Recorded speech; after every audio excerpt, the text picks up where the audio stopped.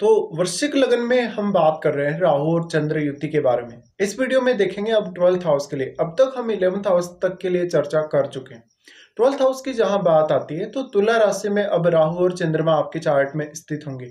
यहाँ अब इनके डिस्पोजिटर शुक्र हैं, तो आपको शुक्र को भी अवश्य देखना होगा। और 12वें भाव में जब भी ये दोनों ग्रह स्थित होते हैं, ऐसे केस में आपके लाइफ पर बहुत ही ज्यादा इम्पैक्ट पड़ेगा इस कंजक्शन का। यहाँ दोनों के दोनों स्थित होकर आपकी क्रिएटिविटी और इमेजिनेशन में बहुत ज्यादा वृद्धि करेंगे। अब यहाँ कोई भी ग्रह अगर इनसे संबंधित है या इनसे दृष्टि संबंध चाहे युति हो, तो वो ग्रह कहीं ना कहीं आपको बहुत इम्पैक्ट करेगा, आपकी मानसिकता को भी, आपके डिसीजन लेने की प्रवृत्ति को भी।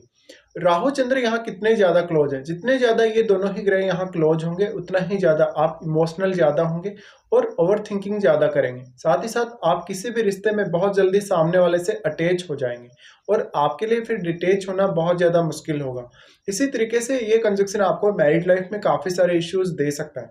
अगर यहाँ कोई भी फायरी प्लैनेट का प्रभाव हो तो इस बात की संभावना और भी ज्यादा बढ़ जाएगी। इसी तरीके से यहाँ आपको देखना होगा वास्तव में शुक्र का संबंध यहाँ राहु या चंद्रमा से है या नहीं। साथ ही साथ इनके साथ जो भी प्लेनेट यहाँ युति करके बैठा हुआ होगा उस प्लेनेट को भी आपको देखना होगा। नॉर्मली हम ये मानते हैं कि इस प्रकार का जो भी जातक होगा उसमें शुक्र से रिलेटेड गुण और चंद्रमा से रिलेटेड जो क्रिएटिविटी वो बहुत ज्यादा हो सकती है। अब क्योंकि यहाँ चंद्रमा राहु के साथ ही बैठे हैं और आपके वो 9th लॉर्ड है, ऐसा जातक अपने हायर स्टडीज के पर्पज से या इवन कोई आध्यात्मिक टूर वो कर सकता है। इसके लिए वो विदेश जा सकता है या वो अपने ही कंट्री में इधर उधर कहीं भी ट्रेवल कर सकता है। ऐसा जातक वास्तव में टैलेंटेड बहुत ज्यादा होगा, लेकिन वो हमेशा रिश्तों को लेकर परेशानियां फेस करेगा और इस वजह से उसका जो कैरियर है वो काफी इम्पेक्ट होगा। राहु चंद्र का ये युति आपकी मैरिड लाइफ के लिए बिल्कुल भी अच्छा नहीं, क्योंकि यहाँ आप अपने पार्टनर से बहुत कुछ एक्सपेक्ट करने लगते हैं और 12th हाउस आपका वैसे बेडरूम भी है। तो यहाँ पे हो सकता है कि आपका जो पार्टनर है उससे आप सेटिस्फाई नहीं है और आपका कोई ना कोई अफेयर है या अदर कोई रिलेशन है, या मैरिज होने के बाद भी इवन आपका किसी ना किसी से कोई अफेयर चल रहा है। अब ये केस में अगर हम स्त्रियों के केस में देखते हैं, स्त्रियों के केस में इस बात की संभावना ज्यादा रहेगी कि वो अपने रिलेशनशिप को लेकर मानसिक तौर पे ज्यादा परेशान रहेंगी। अगर यहाँ जुपिटर का संबंध बनता हो आपके 12th हाउस से, तो इस बात की संभावना बहुत अधिक है कि ये कंजक्शन आपको आध्यात्म की तरफ लेकर जाएगा।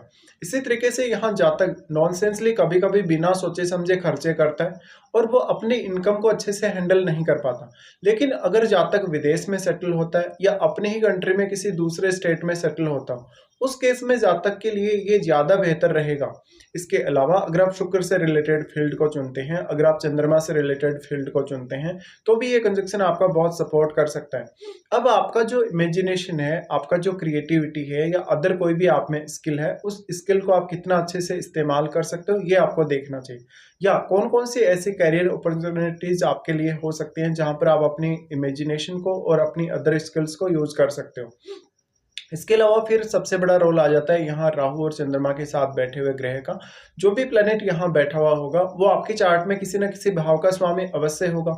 लेकिन अब यहाँ राहु उस ग्रह को काफी मल्टीप्लाई करेंगे, तो उस ग्रह के लिए आपको मेहनत ज्यादा करनी पड़ेगी, क्योंकि ये जो 12th हाउस है वो आपका लॉस का घर है। यहाँ जो भी प्लेनेट बैठेगा वो अपनी क्वालिटीज को यहाँ लूज करेगा और अपने उन भावों से रिलेटेड रिजल्ट्स को भी आप लूज करेंगे जिनका वो ग्रह आपके चार्ट में स्वामी बन रहा है। तो अगर लगन का स्वामी यहाँ बैठा है उस केस में आपको ज्यादा दिक्कत होगी, क्योंकि आप में कॉन्फिडेंस की कमी आएगी, साथ ही एग्रेशन ज्यादा आएगा क्योंकि लग्नेश मंगल है। इसी तरीके से आप किसी भी भाव के स्वामी को ले सकते हैं। यहाँ पे जो भी प्लेनेट यहाँ बैठा हुआ होगा, क्योंकि राहु उसको काफी मल्टीप्लाई करेंगे, तो उस ग्रह से रिलेटेड आपको सतर्क रहना होगा। कोई भी गलत डिसीजन आपके कहीं ना कहीं ना हो उस ग्रह से रिलेटेड और उन भावों से रिलेटेड भी जिन भावों का स्वामी अब वो आपके चार्ट में ग्रह बन रहा है। तो यहाँ पे अब क्योंकि राहु ने उस ग्रह को काफी मल्टीप्लाई किया है, इसलिए अब वो ग्रह चंद्रमा को किस प्रकार का इम्पेक्ट दे रहा है, यहाँ पे चंद्रमा पर किस प्रकार का असर पड़ रहा है, उसी तरीके की आपकी मानसिकता, आपकी मेंटलिटी बन जाएगी।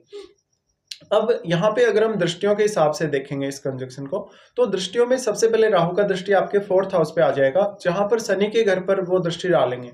शनि के घर पर दृष्टि डालें तो क्योंकि राहु शनिवती चलते हैं, लेकिन राहु तुला में बैठे हैं, तो राहु यहाँ बहुत ज्यादा अच्छा रिजल्ट दे सकते हैं। लेकिन आपको बहुत ज्यादा ओवर एक्सपेक्टेशन यहाँ नहीं रखनी है और अपने आप को इमोशनली बैलेंस में रखना होगा। ऐसा जातक जब राहु 4th हाउस पे दृष्टि डालें तो अपनी पारिवारिक जिम्मेदारियों से कभी भी दूर नहीं होगा। वो हमेशा अपने फैमिली से अटैच्ड रहेगा और फैमिली का साथ देने वाला होगा। इवन फैमिली के लिए वो कोई बहुत बड़ा खर्चा भी कर सकता है। लेकिन मदर के साथ उसके रिलेशंस कभी कभी उतने अच्छे नहीं देखे जाते। या तो फिर मदर का स्वास्थ्य खराब होगा, या तो फिर आपके मदर के साथ या तो आपका रहना नहीं हो पाएगा, या अंडरस्टैंडिंग में कोई ना कोई प्रॉब्लम आएगी। इसी तरीके से जातक अपने घर परिवार, अपने करियर के लिए बहुत ज़्यादा चिंतित रहेगा और अपने कुछ अन्य रिश्तों के लिए भी, जैसे कि पार्टनर के साथ या अन्य जो भी उसके रिश्ते हैं किसी भी व्यक्ति से। तो यहाँ पे कभी-कभी जातक है वो थोड़ा-सा हार सा मानता है जीवन में और कभी-कभी काफ़ी नेगेटिव सोचता है। अगर यहाँ कोई फ़ेयरी प्लैनेट बैठा है 12th हाउस में, उस केस में जातक ज़्यादा एग्रेसिव होगा और रिश्तों को लेकर भी ऐसी स्थिति बन जाएगी।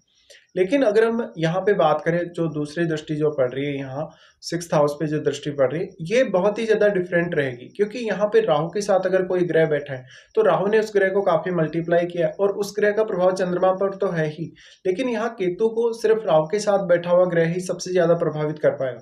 क्योंकि अगर आप ये देखेंगे कि राहु और केतु के मध्य 180 डिग्री का जो एंगल है वो बना है और हमेशा वो कंडीशन एक जैसी ही रहेगी। इसलिए राहु उतना अधिक उस ग्रह को प्रभावित नहीं कर सकता केतु को, जितना कि राहु के साथ बैठा हुआ ग्रह कर सकता है। इसमें लॉजिक ये है कि राहु के साथ जो बैठा हुआ ग्रह होगा वो, क्योंकि राहु की वजह से काफी मल्टीप्लाई हुआ है, तो वो अपनी क्वालिटीज का असर यहाँ केतु पर और केतु के साथ बैठे हुए ग्रह पर जरूर ही डालेगा। अब जो यहाँ दृष्टि पड़ रही है ये मंगल का घर है, तो मंगल के घर में अगर कोई फ़ेयरी प्लैनेट बैठा हो तो वो आपको आपके कंपटीशन वगैरह फाइल करने में कहीं ना कहीं, या आपको कोई भी अन्य काम जो आपका 6th हाउस से रिलेटेड है, जैसे आपका बॉस से नहीं बन रहा, कलीग से नहीं बन रहा, या आपकी किसी से कोई शत्रुता वगैरह है, उस मामले में आपको वो ग्रह हेल्प कर सकता है। बट यहाँ पे जो केतु बैठे हैं, केतु के बैठने की वजह से यहाँ 6th हाउस से रिलेटेड डिसीजन लेना आपके लिए उतना इजी नहीं होगा, और क्योंकि चंद्रमा ऑलरेडी राहु के साथ बैठे हुए, इसलिए आपको मेनली अपने डिसीजंस पे ज़्यादा फोकस करना चाहिए। इसके साथ ही ऐसे जातक अपने करियर को लेके बहुत ज़्यादा अनसर्टेनिटी झेलेंगे। वो कभी ना कभी इमेजिनेशन ज़्यादा देखेंगे अपने अंदर करियर को लेके, और करियर को लेके बहुत ज़्यादा कन्फ्यूजन भी उनको रहेगा। कोई भी प्रॉपर एक सही डिसीजन शुरुआत में वो नहीं ले पाते। तो शुरुआती जो जीवन है, इवन आपकी डोमेस्टिक लाइफ भी काफ़ी ज़्यादा कष्टों से भरी हो सकती है कभी-कभी। लेकिन आपको कंफर्ट्स लेट एज में ही मिलेंगे इस कंडीशन की वजह से। अगर आप विदेश जाते हैं, विदेश सेटल होते हैं, तो ज़्यादा इस बात की संभावनाएं बन जाएंगी कि आप कहीं ना कहीं थोड़ा कंफर्टेबल जीवन जिएंगे। उसके बाद राहु का दृष्टि आ जाता है आपके अष्टम पे। जब अष्टम पे इस तरीके से राहु दृष्टि डालें तो ये कहीं ना कहीं आपके लिए कोई भी रिसर्च जैसा काम करने, अकल्ट में रुचि रखने, या कोई भी अदर जासूसी जैसा काम करने के लिए अच्छी स्थिति बन सकती है। हाँ, यहाँ पे आपको राहु हायर एजुकेशन में बहुत सपोर्ट कर सकता है और आपके माइंड को वो बहुत ज्यादा गहराई देने की कोशिश करेगा। तो अष्टम भाव पर दृष्टि पड़ना यहाँ फेवरेबल कहा जाएगा जरूर ही। लेकिन यहाँ पर आपको काफी मिस्टीरियस बना देते हैं राहु, क्योंकि चंद्रमा इनके साथ है। तो आपकी फीलिंग्स को आप ही सिर्फ समझ सकेंगे, दूसरे व्यक्ति आपको उतने अच्छे से जज नहीं कर सकेंगे। इससे आपकी दूसरे लोगों के साथ काफी बार मिसअंडरस्टैंडिंग भी डेवलप होगी। तो ये सब आपको देखना पड़ेगा जब भी राहु और चंद्रमा आपके 12th हाउस में तुला राशि में बैठे हों। लेकिन इस पे आपको अब महादशा का रोल भी देखना होगा। वास्तव में आपको राहु की या चंद्रमा की महादशा है या नहीं, ये आपको चेक कर लेना चाहिए।